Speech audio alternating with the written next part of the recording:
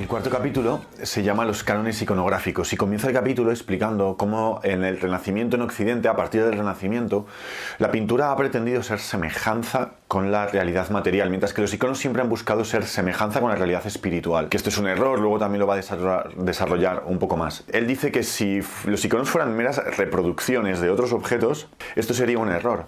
De hecho, si fuera así, todos los gestos que hacen al venerar las imágenes, el incienso, los besos, realmente sería idolatría. Dice él, el modo de que no sea idolatría es que el pintor de iconos y las personas que lo veneran lleguen a encontrar en él una verdadera identificación con la realidad espiritual, que la parte material, la madera, la pintura, los colores, lleguen a formar un conjunto junto con esa realidad espiritual que trasluce su luz o que representa. Formando ese conjunto se forma una identidad entre ambas cosas, de tal forma que se identifica el icono con la realidad espiritual que de algún modo está reflejando, trasluciendo.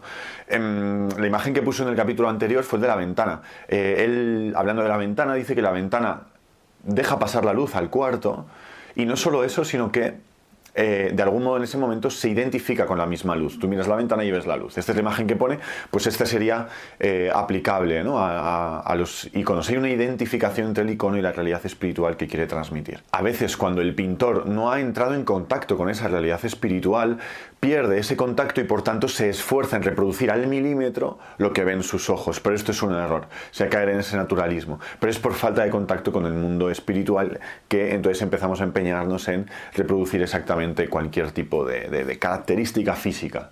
Y de ahí pasa a hablar ya directamente a lo que es el canon, ¿no? Y defiende el canon de esas teorías que dicen que va en contra de la originalidad. Él dice que el canon es una gran herencia, una herencia de la humanidad que te permite a ti, en tu mente individual, entrar en los caracteres universales, ¿no? Es una herencia de la universalidad del ser humano para que tú entres ahí. Por eso el canon no es un problema contra la originalidad. Dice que el canon es como esa piedra donde chocan los mediocres y donde se afilan los verdaderos talentos. El canon no solo no coarta la originalidad, dice Florensky, sino que lleva la originalidad del talento, del artista, a ir más allá. Si tú te pones a escribir versos mojando el dedo en la tinta y escribiendo, que eso no es ninguna prueba de originalidad en realidad, ¿no? La originalidad es escribir con pluma, con tinta y siguiendo ciertos cánones y que de ahí te salga una obra original nueva que nadie ha hecho hasta ese momento. Por tanto, el canon te fuerza a llevar al talento a su máximo nivel y a conseguir la mayor originalidad. El verdadero artista, dice, busca la belleza, busca la verdad, busca el bien. Y no se preocupa tanto de si es el primero en hacer esto y en reflejar esto, o si es el centésimo, o ya hay 2000 que lo han hecho antes que él, porque se preocupa mucho más por esa belleza que contempla y que refleja, más que si él ha sido el que lo ha hecho, si él ha sido original o su propio nombre, ¿no?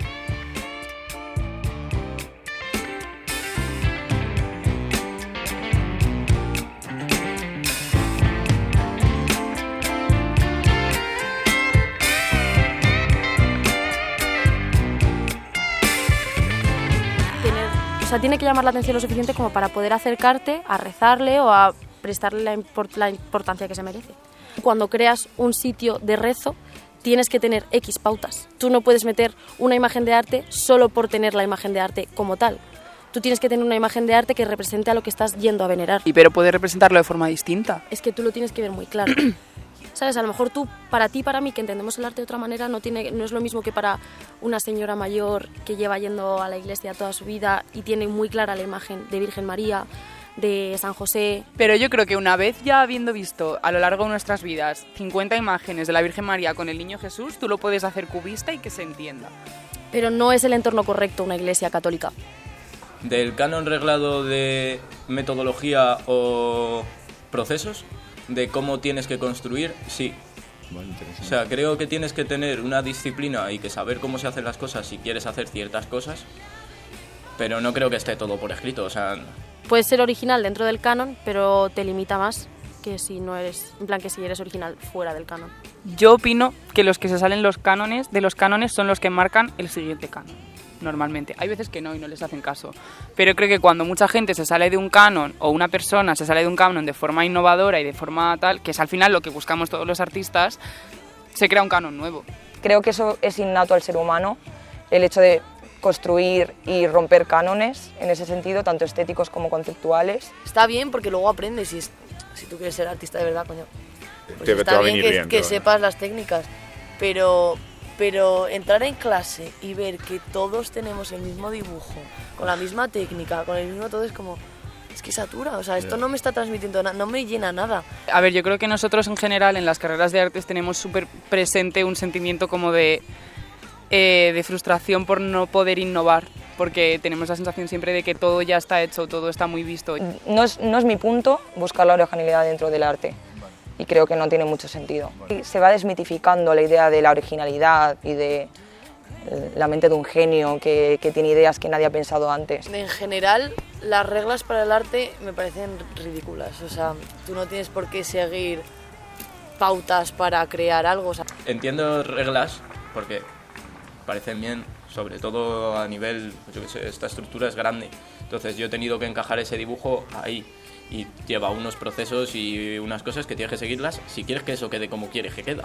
Según la época, siempre se intenta romper con el canon. Por ejemplo, los impresionistas cambiaron un poco la forma en la que se hacía la pintura a base de romper el canon. Creo que es parte de la historia del arte que estén habiendo continuamente esas rupturas de buscamos un nuevo canon y alguien lo vuelve a romper. Y volvemos otra vez a ese mismo canon y lo volvemos a romper. El canon de Botero no es el canon de una escultura helenística. Las tres gracias, pues esas figuras femeninas no las podríamos ver si estudiáramos el canon físico actual.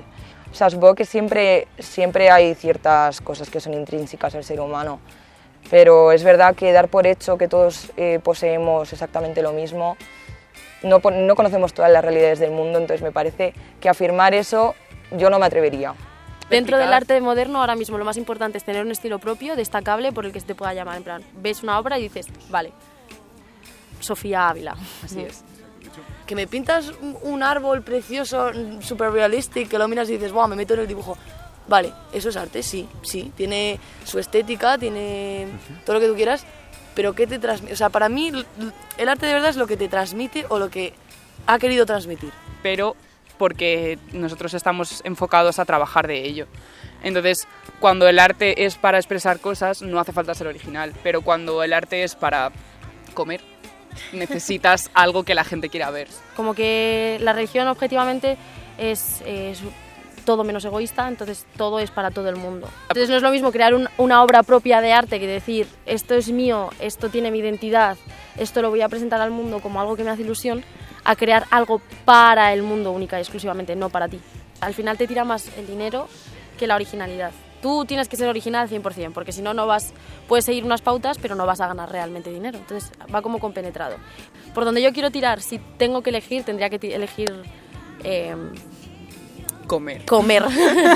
Sí. Personalmente es... O sea, porque sí que es cierto...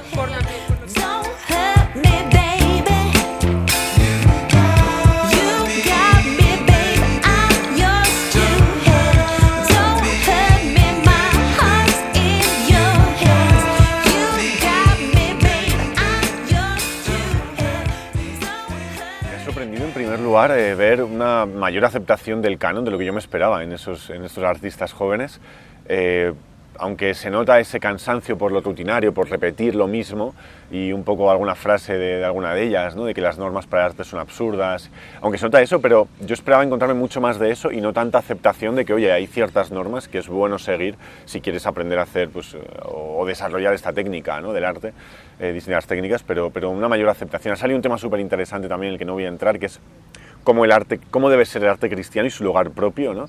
Si se debe representar a una virgen cubista, si no, si el lugar para poner esa imagen es una iglesia o no, si es para rezar o no es para rezar. Ha salido todo este tema. Armoniza o no armoniza, ¿no? Ciertos estilos artísticos con ciertos contenidos, ¿no? Muy interesante esto. Comentando a Florensky, no sé si me convence tanto pensar que el hecho de buscar un realismo, una adaptación fiel a la realidad va necesariamente en detrimento de representar adecuadamente la vida espiritual o lo espiritual. No me convence, creo que no. Como análisis histórico es posible que sí, es decir, me cuadra que el hombre renacentista se ha volcado más sobre lo sensual, de algún modo haya perdido cierta orientación espiritual y por tanto se manifieste en todo eso. O sea, creo que puede ser un análisis histórico correcto, pero no sé si necesariamente va en detrimento. Es decir, creo que la sensibilidad y lo espiritual no están no se contradicen, no son dos mundos diferentes. Aquí es que hay un punto de diferencia porque él es platónico, entonces para Florensky todo lo espiritual es como de un mundo totalmente diferente a lo material sensible. Entonces, bueno, como no considero que eso sea así, creo que existe un camino viable entre lo sensible como correcta manifestación o representación de lo espiritual, ¿no? Sin que se contradigan, sino al revés, que se sumen, ¿no? Sin meterme mucho en el tema del canon, los distintos cánones que pueda haber según los tiempos o según los lugares, sin meterme mucho en eso, me parece muy claro lo que ha salido en alguna conversación, que es que hoy en día la originalidad está cogiendo un lugar muy importante, y la originalidad y el nombre del artista es casi más importante que la obra en sí, ¿no? Y me parece pues que el arte no debe ir en esa línea. Creo que el arte, como la filosofía o como las cosas así más elevadas, creo que deben tratar sobre la verdad, la belleza, lo grande, lo sublime, mucho más allá de quién lo haga, del nombre o de, ¿no? Y entonces es verdad que hoy en día pues el nombre del artista es muy importante, incluso mucho más que la obra en sí. Entonces eso